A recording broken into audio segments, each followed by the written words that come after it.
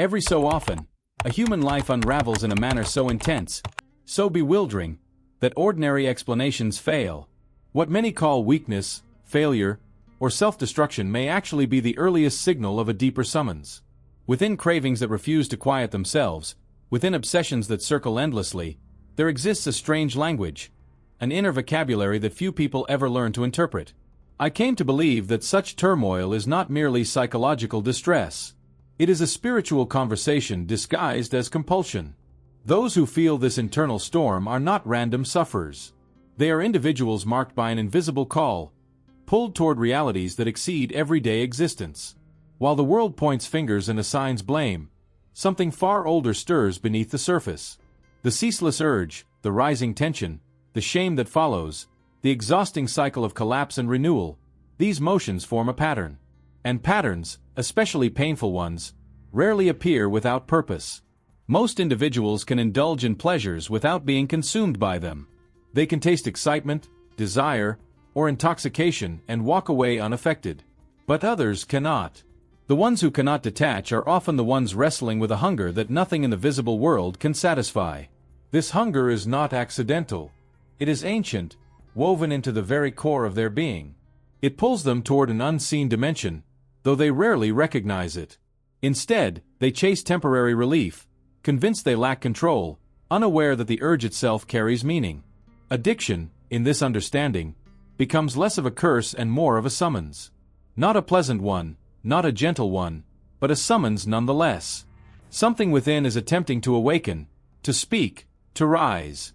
And because the signal is misunderstood, the individual becomes trapped inside a cycle that appears destructive but is secretly revelatory. The crisis is not random. It is a message delivered through discomfort. This interpretation does not excuse destructive behavior, nor does it romanticize suffering. Instead, it reframes the experience. It suggests that those who cannot silence their cravings are wrestling with forces larger than mere habit. Something inside them refuses to settle for superficial living. Something demands depth. Something demands truth. And until that truth is acknowledged, the internal fire continues. Every compulsion points toward an unmet need buried beneath layers of fear and denial. Every destructive impulse attempts to reveal a forgotten truth. The person feeling torn between desire and regret is not weak. They are being pushed toward an encounter with themselves. An encounter they have postponed for years. What appears to be ruin may, in fact, be the first stage of transformation. When seen through this lens, addiction becomes a spiritual code written in discomfort. It is a cry from the innermost part of the psyche, a cry that refuses to be quiet until its message is understood. Not everyone hears such a call. Only those chosen for profound transformation carry this kind of restlessness. The struggle begins quietly, long before anyone notices. A tension grows beneath the surface, a restlessness that refuses to fade. It feels like an emptiness stretching wider each day, urging the person toward anything that might silence the ache. Drinks, thrills, pleasures, distractions. Each one promises relief, yet none deliver what the soul secretly seeks.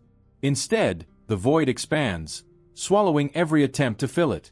This inner hollowness is not a flaw. It is a signal. For certain individuals, life's ordinary satisfactions lose their flavor early. The world feels too small, too predictable, too silent. Something within them demands more. More meaning, more connection, more truth. They begin searching without knowing what they're searching for. Their hunger grows louder than reason, pushing them toward behaviors that temporarily quiet the turmoil. But each pursuit leaves them further from themselves. The paradox is cruel. The same act chosen for comfort becomes the very chain that binds them. Relief transforms into torment. Pleasure becomes punishment. And still, the craving returns with greater force, insisting on something the conscious mind cannot grasp.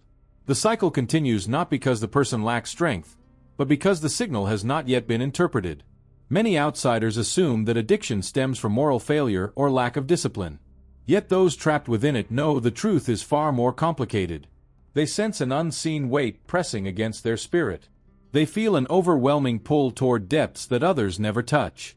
While some people walk through life shielded from intense inner conflict, the ones marked by this struggle carry an unbearable sensitivity. They perceive pain with unusual clarity. Their emotional world burns hotter. Their desires erupt with a force that can overturn every boundary. Such intensity suggests that something vast is unfolding beneath the chaos. The individual is not merely battling impulses. They are wrestling with a hidden call, one that seeks to redirect their life toward a purpose they cannot yet name. Every collapse strips away another illusion. Every moment of regret exposes another truth. Slowly, the person is led inward, deeper than comfort allows. The turmoil acts as a compass, pointing toward an unseen direction. Though it feels destructive, it actually reveals the precise areas where healing, understanding, and transformation must occur. The craving is not random. It is guidance disguised as suffering, pushing the individual toward the forgotten regions of the soul. There is a moment in every life marked by addiction when the illusion of control finally collapses. The person who once believed they could manage their urges realizes that the force within them moves with a will of its own. No promise, no resolution, no silent vow stands firm against the rising wave. This realization often feels humiliating, even terrifying, yet it carries a hidden truth. The conflict is not simply between desire and restraint. It is a confrontation with the neglected regions of the psyche. Buried within every individual lies a collection of forgotten emotions, rejected impulses, and concealed fears. These neglected elements form a presence that grows stronger each time it is ignored.